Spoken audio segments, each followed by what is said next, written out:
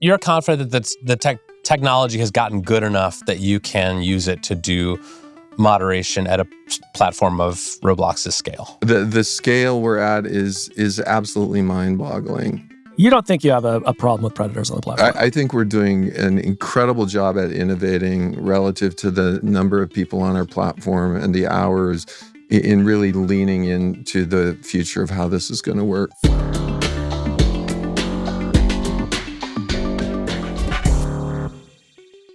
Casey? Yeah. You were in my dream last night. I was? Yes. What was I Now, doing? normally I don't have sort of lucid, vivid dreams, but I've been taking melatonin, which will mess you right up. And last night I had a dream that starred you in a central role. So I'm not sure whether it was because we talked about space data centers last week, but for some reason, this dream involved you and me deciding to go in a rocket together into outer space. Sure. And for whatever reason, this was like a big national event, and like all of the living presidents had like gathered to watch it. Were Katy Perry and Lauren Sanchez on the rocket with us? No, it was just the two of us. And then at the last minute, I chickened out. And so you went up on the rocket by yourself, and I was sitting there like with like George W. Bush and Barack Obama and Bill Clinton, like watching the like sort of live stream of you going up in this rocket.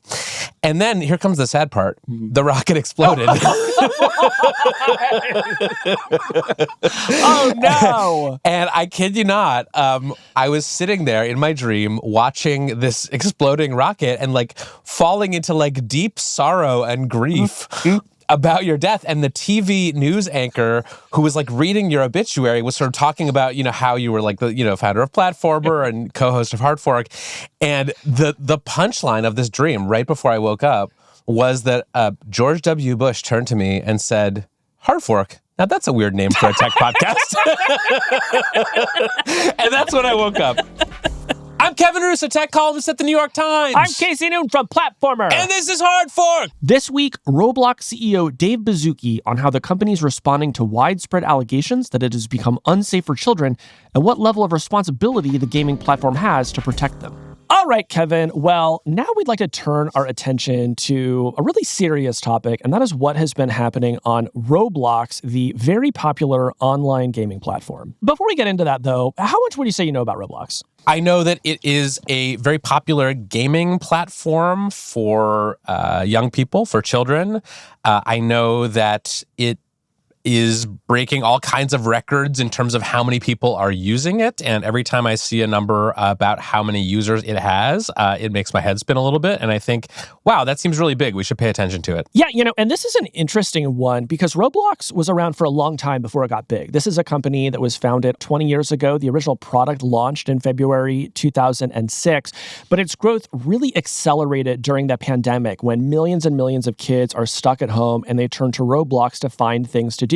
That growth has continued since then. They've had a couple of viral hit games recently. Just in the past few months, they had one, Steal a Brain Rot, that broke a record for the largest number of concurrent players at 25.4 million. They had another hit game called Grow a Garden, and there was one day when 47.3 million people were concurrently playing games on the platform. And that's just like a huge number of young people. Yeah. Like, I think we should just underline that. This is becoming kind of a de facto gathering place for young people, especially in this country. Yes, today they have more than 150 million daily active users. And one thing that makes Roblox really unique, and this factors into the conversation that we're about to have, is that unlike an Instagram, TikTok, Facebook, Discord, which required you to be at least 13 to join, anyone of any age can join Roblox for free. And so that is why, Kevin, if you are a preteen, there is a strong likelihood you're on Roblox. In fact, just shy of 40% of the platform's users are under 13. Yeah, and that brings me to the second thing I know about Roblox, which is that recently they have been in the news a lot for a number of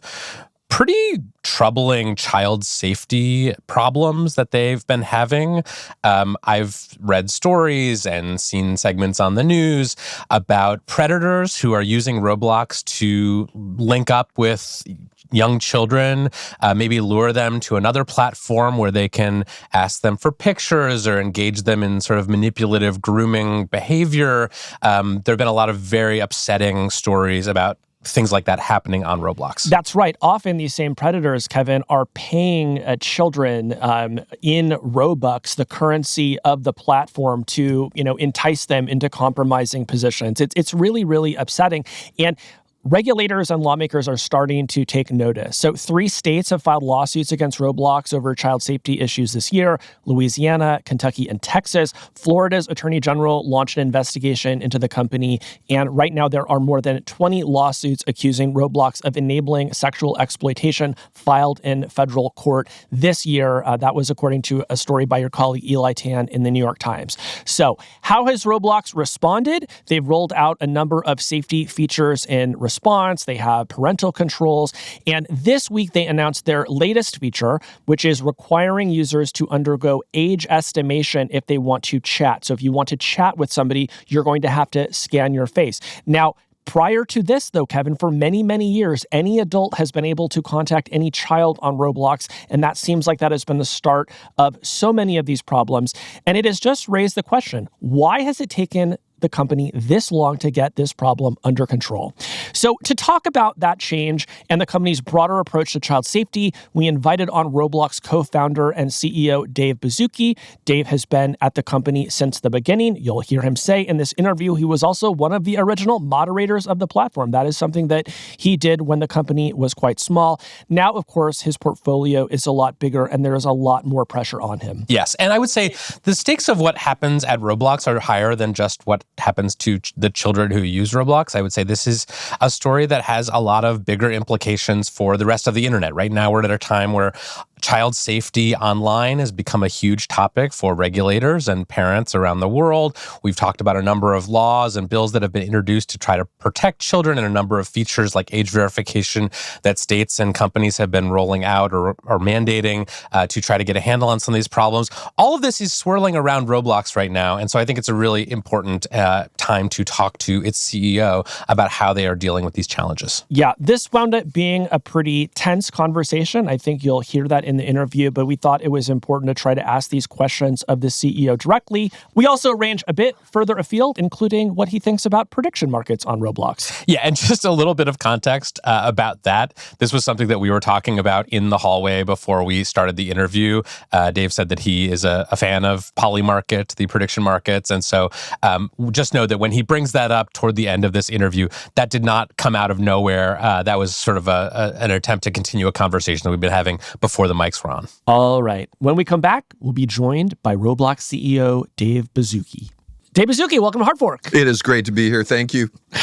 You have joined us today to talk about this new age gating policy that Roblox is rolling out to protect kids.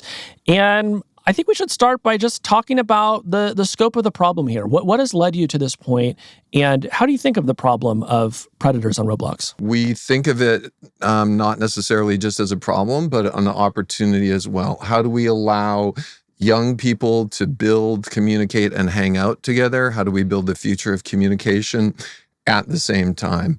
So we've been, I think, in a good way working on this ever since we started. And when we were, this was almost 18 or 19 years ago, when we first launched the company, and we had just 4 of us sitting in a room, we were literally the moderators. Like, we would rotate all the time. And so fast forward to where we are today, it's just like every week, what is the latest tech at the scale we're at? 150 million daily actives, 11 billion hours a month. Like, what is the best way to keep pushing this forward? And as you correctly note, we've just started adding that we're going to be using facial age estimation with AI to complement that.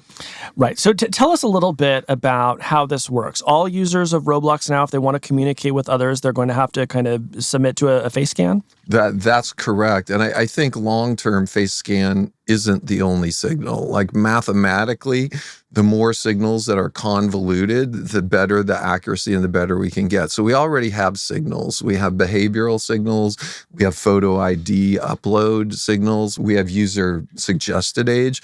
But we're complementing that with a facial age estimation signal that literally, in an ephemeral way, use your phone, use your PC, scan an image, do a good AI estimation, image isn't stored, and start using that to complement all the other things we do. And we already do a pile of stuff. We have very, very good text filters. We have very, very good, there's no image sharing. We're doing a bunch of monitoring. But adding one more signal to that can really help us make cool decisions. I want to learn more about this face scanning technology. But first, I'm just struggling to understand exactly how many of your users are which ages. My impression from the outside as a non-daily active user of Roblox is that a lot of kids who are 9, 10, 11, 12 are on the app. What is sort of the most popular age band of active users on Roblox? This is really interesting. And I think this goes to what we've been saying for a while, in that maybe for the last 5 to 10 years, people look at Roblox and say, well, these are kind of these primitive games and everyone on the platform is pretty young. We've seen that migrate over the last 5 years from predominantly under 13 to now, I believe we recently said self-reported almost 2/3 over 13. And we can see those numbers growing and growing. Fastest growing segments on Roblox are 21 and up right now. Or at least people who say they're 21 and up. Yeah. Now, I think those numbers have a fair amount of current efficacy. We're obviously balancing those with the age estimation because we want a tighter estimation. But just looking at the size of the cohorts and the growth rates, there's a fair amount of accuracy to that. When the EU rolled out some age assurance technology earlier this year, we saw a lot of kids that just took a photo of a video game character and used that to pass the age checks. How confident are you that your systems can avoid that kind of I think we have a lot of opportunity here in that we already have other signals that are maybe not as reliable, but when combined are very reliable. We also have the opportunity. This isn't just a one-time thing. Roblox experiences are, you're holding a phone. In many cases, we can use signals from your phone or the camera to animate your face, for example. So this isn't kind of a one-stop shop thing. This is possibly checking as we go. If we see weird signals, do another age check as we go. So I'm pretty optimistic, kind of the more naive, take a picture of that. We're going to go way beyond that, and it's going to get harder and harder to fingerprint in that way. So after you roll out these changes, you're going to sort of sort users into bands, and depending on, if you're 13, you're only going to be able to talk to people within a few years of your age. For most of Roblox's history, though, that has not been the case. Any anonymous adult could talk to any anonymous minor. Why was that the case? I think we've always, from day one, really focused very heavily on quality of text filtering. And if anything, we've had very, very historically restrictive text filtering over time. One of the biggest complaints on Roblox, and arguably trading in a good way safety for growth, has been complaints of communication on the platform. There's a lot of Roblox memes and themes. If you go back and dig into them, everyone's just saying hashtag, hashtag, hashtag. And there's been a lot of... Because that's how you blur out words that aren't supposed to That's correct. use. So there's a lot of historical memes about historical hashtag, hashtag, hashtag. With AI, these filters have gotten better and better. The state of where we are now is primarily getting into the blocking of adversarial attempts to broach the filter and adversarial attempts to try to share PII, which we're getting better and better at as well. On the age estimation, it's just, I would say, recently come of age to the point where we would complement it. But I would say our strategy is always complement with whatever technology is out there to put that together. Yeah, I mean, I don't know. When I read these lawsuits and these investigations into the company, it does not seem like predators are having that hard of a time getting around your filters. You read the allegations, and it's, people kind of, change a few keywords, a few letters here. They're able to get what they need. So I'm curious, what's made you so confident that these are working? I don't want to comment on it. We do see the chat logs of those, and we can see interesting and many times ways of people trying to, I'd say many times people who are fairly sophisticated, I'm not going to say all of them, many times kids who are over 13 who actually in any other app are not running in a filtered situation, unfortunately figuring out how to jump to some other platform where they can communicate unfiltered, where they can share images, all of it. It's one of the primary things we're doing is trying to keep people on our platform is an interesting industry situation. I would say we're not waiting for the rest of the industry. We're always trying to stay ahead of it. On the California Age Appropriate Design Code, for example, we're already doing all of that stuff on, and the same thing with age estimation.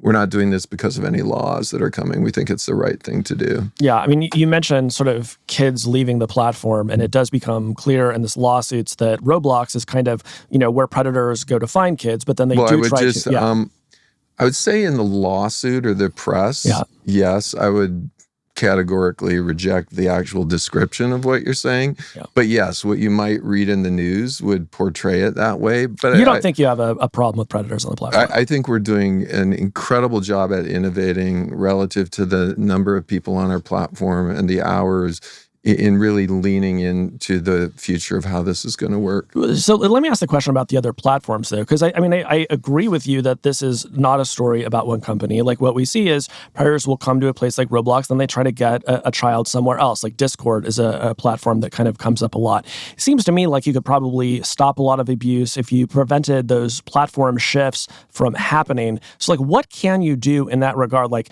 in my mind, if you see somebody chatting like, hey, like what's your Discord username? And it's an adult talking to a minor, that seems like it's a red flag. Maybe you're doing some of that kind of detection already. I would actually say that is a very simple red flag. Yeah. Like that sounds like text filter many prior generations. So I would say the techniques are much more sophisticated than that. Mm-hmm. We're constantly getting better than that. And sometimes it's adversarial. Like we're getting into... if we cryptographically, we're going to try to have an exchange of how to share your Snap handle or whatever handle. We see some of that starting, like things we'll have to essentially prevent in the future. I don't understand. What do you mean, like a cryptographic exchange to share a Snap handle? Imagine you and I were trying to share the name of an airport somewhere in the world, and we were getting blocked by all of the filters. We might actually start getting really creative, like use the third letter of every fifth word to spell out the airport. And those are the kind of things we get into right now. I have sort of a basic question, and forgive me if this betrays my naivete about Roblox and how the platform works, but like, why have a sort of open-ended text communication feature at all on a game that is very popular with young people? Like, I have a son, he's too young to play Roblox or any other game, but I can imagine saying as a parent of a slightly older child, like, I just don't want my kid playing games that allow them to chat with other people in this way. There are lots of games out there that don't have that kind of feature. Why is this so core to the way that Roblox works? Well, I would highlight that a couple things. First, there's enormous benefits for having people be able to communicate, and we think we see those benefits. There's a lot of kids who find their peeps on Roblox. There's a lot of kids when they're lonely or isolated, actually, I'm not going to use it as an excuse or anything, but I get a lot of calls from famous parents who said, look, my kid would be dead if it were not for finding a community on a platform like Roblox to stay connected with. And I would also say we do take it as an enormous responsibility to design for not the sophisticated parent who goes in and says, look, I'm going to turn off who you can chat to and all of that. We have to design for all parents and think through that. But we do believe we have enormously great technology up and down the stack. We think it's part of building an experience like this. If you go out there in the gaming space, I think it is very common to support communication. I'm not going to list any other games. And typically, we are way beyond in, I'd say, our innovation level, responsibility level on both the filtering, on the image sharing, on all of these things. Is it fair to say that you think that any platform of Roblox's size with the number of young users Roblox has would be experiencing similar safety challenges? I wouldn't categorize any of that. I would say we're at a scale that is somewhat mind-boggling. So I'm not going to run any, excuse numbers of Roblox relative to any other platforms. But I would say at a scale of 11 billion hours is very different than a scale of 10 million hours. It's 1,000 times that size of it. And I would say the scale we're at is quite enormous. It's 150 million people every day. It's many more than that every month. And relative to an individual game, the scale's enormous. We have experiences on our platform right now which have 25 million people playing at the same time. And traditionally in the gaming market, the record prior to that, I think, was 11 or 12 for all of Fortnite. And prior to that, big numbers are considered 1 million for a single game. Like I remember when Minecraft hit 1 million users. So think about that. A whole platform at some point in time like Minecraft hitting 1 million users, a single game on Roblox hitting 25 million users. So right. But you guys want that scale, right? You court it. You send push notifications. You give people daily login rewards. Like you want the millions and the millions to show up. I think we actually see there being an incredible opportunity if that scale is going through platforms with good systems. It's actually a big thing. And that the scale already exists. Like the gaming space in a way is $190 billion. So we now have about 3 or 4% of that, I guess 3% coming through Roblox. So I would say we like the scale. It creates an opportunity for individual game creators who might be making their game by themselves without part of systems like that to make it as part of a more overall system. Here's the dynamic that I think that people find frustrating. We have many large tech platforms right now. They seek this enormous scale. They reach previously unseen heights, and then they notice they have a problem, and they go in and they try to solve it to some degree, and then they keep growing further, and then there's another problem. And I think to some degree, that dynamic is probably inevitable. But I think what a lot of people want, what a lot of parents want, is some sense that people have a plan for what is going to happen when the 25 million people show up, right? And I think they're looking to people like you to see around these corners and to not wait till 20 years in existence to say, maybe we should sort these people into age bands before they start communicating with each other. Yeah, I would push back on that a bit, and I can hear what you're saying. But I would actually say for people inside of our company, the way we think about it and the way we do look ahead of it, we're constantly looking ahead. And we're not, it goes back to the very first thing we did probably a month into the company. So a month into the company, fun little story, there's about 200 people on Roblox. And what should we do? Should we keep growing it? Or should we go build a safety system? And so 200 people in, let's stop everything. Let's go build a safety system and let's let the 4 of us go and become moderators. So behind the scenes, I do agree with you, enormous responsibility, enormously important to preempt this. It's why a lot of the architectural and decisions we've been making have been made. But we're going to keep doing them, right? And you could imagine Roblox at 20x the scale, having 50% of the gaming market space all in a single place. We'll keep innovating on top of that. Last year, activist fund and short seller Hindenburg Research came out with a report arguing, among other things, that Roblox was, quote, compromising child safety in order to report growth to investors. One of the things they pointed to was that there had been a decline in your spending on trust and safety. You have denied that. Why? What did they have wrong? So fun. Let's keep going down this. And so first off, Hindenburg's no longer in existence, correct? So you should report on that. They went out of business for some reason. The other thing is, have you researched that information? Because you're asking me about this. I'm curious if you've done your own research. I have done some research about. And what's your take on that? I'm asking you. So it's really interesting because I think we're diving into a situation where we're getting better. But would you ask the same situation of someone who converted from maybe hyper manual labor making cars by hand to an assembly line. The assembly line might be infinitely better and at the same time not have so many people. So I think what they're referring to is moving more and more and more to AI. Arguably, is it better to have AI systems reviewing every image, every piece of text, all of that, or to keep doing that manually?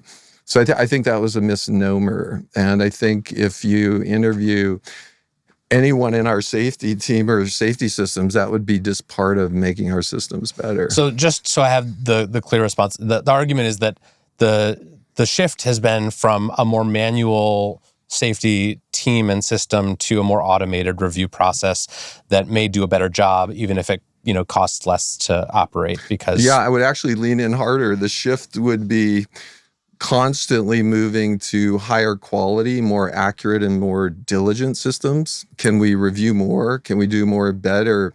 And say you and I, we're a system, what is the best way to review every single image going into Roblox at higher and higher quality? And say we figured out the best way to do that is to do it with better and better AI models. Would you pick that?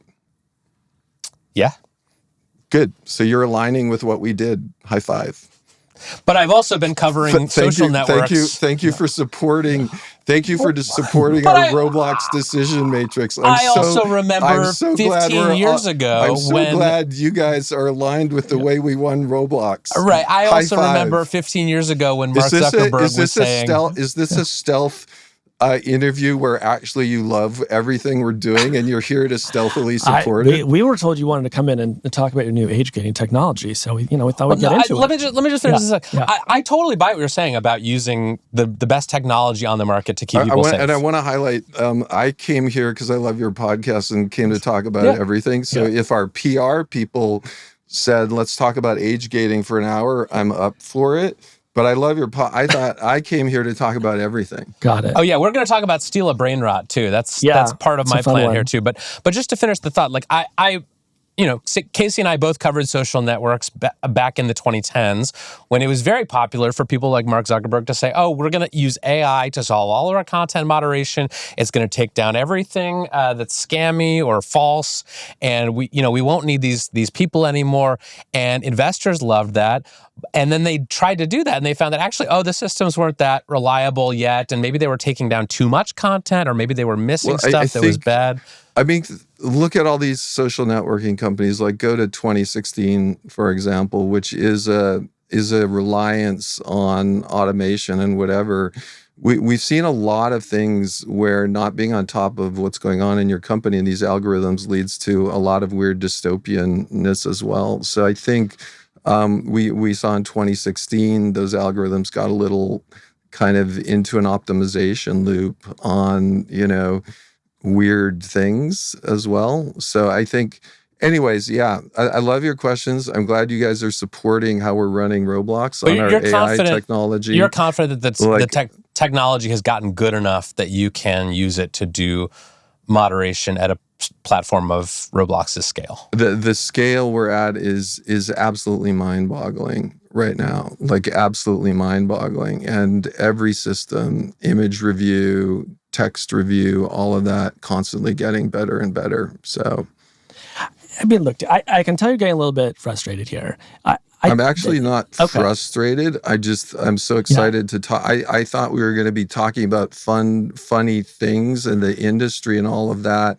So I'm not frustrated. I'm just kind of figuring out how much fun time I have with you guys and how much fun time we have versus kind of this super focus. Got it. But I'm happy to talk about whatever you guys want. Well, let me just try one last thing here, because this is what I really want to understand. It is very difficult to do content moderation at scale. We have learned that from every single company. And I think that platforms provide various benefits to society. I'm on a lot of them every day, okay? So I feel like we're kind of on the same page there. And I think being a CEO of one of these companies can sort of feel like being the head of the Department of Homeland Security, where it's like the best thing that happens during your tenure is that nothing happens, right? Nothing explodes. I want to push back on that. Yeah. And the reason I want to push back on that is that implies kind of a looking over your shoulder, defensive, oh shit posture. that's actually not the optimal posture to build an amazing company. The optimal posture to build an amazing company is, oh my gosh, we are uniquely responsible for a lot of people 12 and under.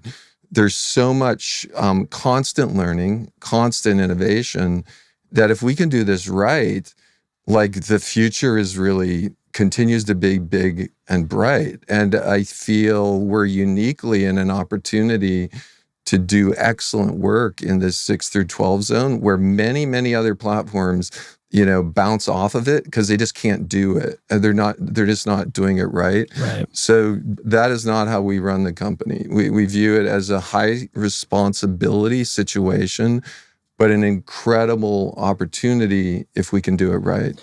So then my question is, how do you measure success? Like, how do you, as the CEO, as you look at everything you're doing, feel like we're applying the right number of resources and they have the right error rates, and we're at a place where I'm comfortable telling parents, bring your kids to Roblox?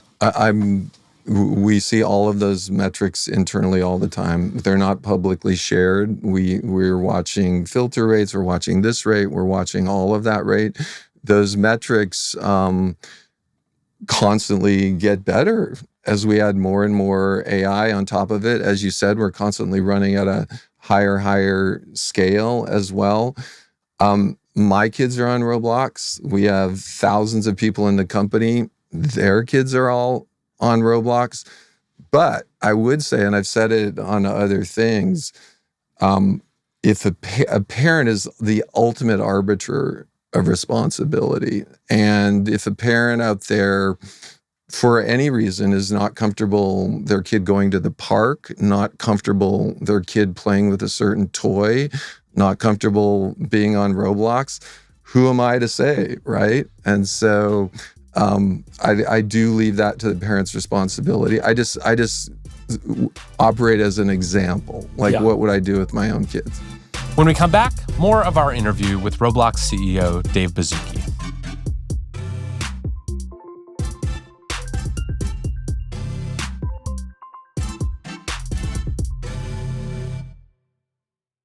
Do you think that screen time for children is getting a bad rap? I mean, this is a constant thread of conversation among the parents I know. Everyone's constantly worrying, am I giving my kid too much screen time? Are they doing, enough offline activities with their friends? Are they getting sucked into these addictive online experiences or these AI companions?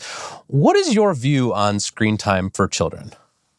So when my son was really young, we had pretty radical screen time limits. And you can imagine as your parent, you have your second, third, and fourth kid, you loosen up on that.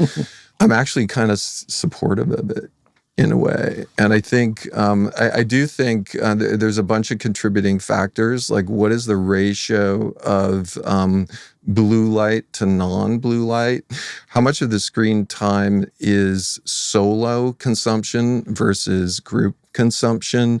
What time of the day is the screen time? So I would say 2 a.m., heavy blue light, solo consumption, short form video, that's arguably a different type of screen time than, noon with your friends for a while playing hide and go seek. But I do think this is something worth thinking about. Well, anything that we did not get to today that you want to make sure that we talk about, any project that you're working on that is exciting for you at the moment?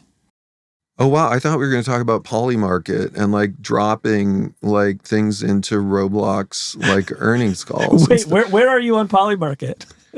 So I assume you are both big fans. We've talked a lot about prediction markets on the show. Yep. So I had I don't know if you had the experience, independent of political party or anything, just a real-time science experiment. On election night, I had 4 screens, journalists of all journalists, and how do I quickly go from journalist to journalist? And then with my family, we were watching Polymarket as well, and we were comparing Polymarket to the comments of all the journalists. And I do think Polymarket was coming through 30 to 45 minutes ahead of them. And it was interesting thought experiment to see like, okay, we're at 86% here, whether you like or dislike the way it was going, and then see various journalists like say different things. Yeah. So you think this is becoming a really interesting signal to understanding what's happening in the world right now? I think mathematically, there's the notion that prediction markets, if they're liquid and transparent, capture in a way all of the world's information and every signal, and if there is one election counter way out in the corner in some weird county that knows it's going to go this way, if they could go bet $10,000, like that's going to nudge the thing and make the information more perfect. So I'm a huge fan of that. Would you ever put a prediction market inside Roblox, like let kids bet with their Robux and say, I bet he's going to steal a tung tung tung sahur. Or I bet he's not going to dress to impress. Yeah. I think we would have to do that.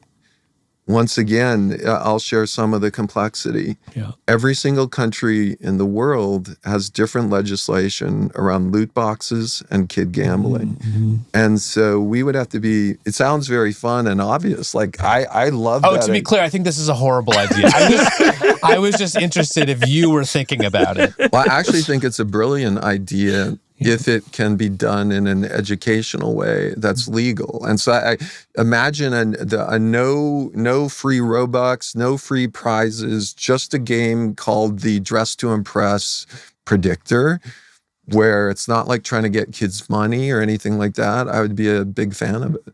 Interesting. Yeah, start them young. That's what I always say. When it comes to gambling, when I was in, you're never too young. When I was in elementary school, we did do a straw poll on who would win the 1988 presidential election. Oh, yeah? Yeah. So some of these old ideas come back eventually. And we bet on Pogs.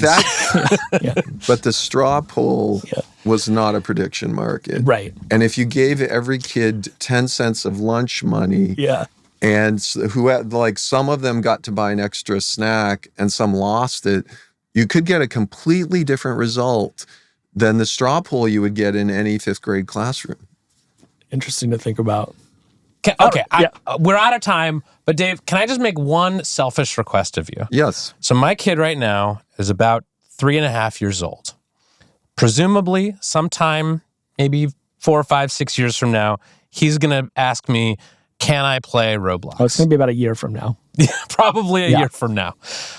Will you fix the problems with safety on your platform by the time that my kid is old enough to ask me that question? I'm going to go more out of the box in that Roblox is an amazing platform right now for your kid. And I'm happy to go deep with you, possibly non-disclose you, show you metrics, all of that, to do whatever it takes to get you over the hump. Okay. All right. There it is. There it is. Thanks, Dave. All right. Thank you, Dave. Thank you, guys.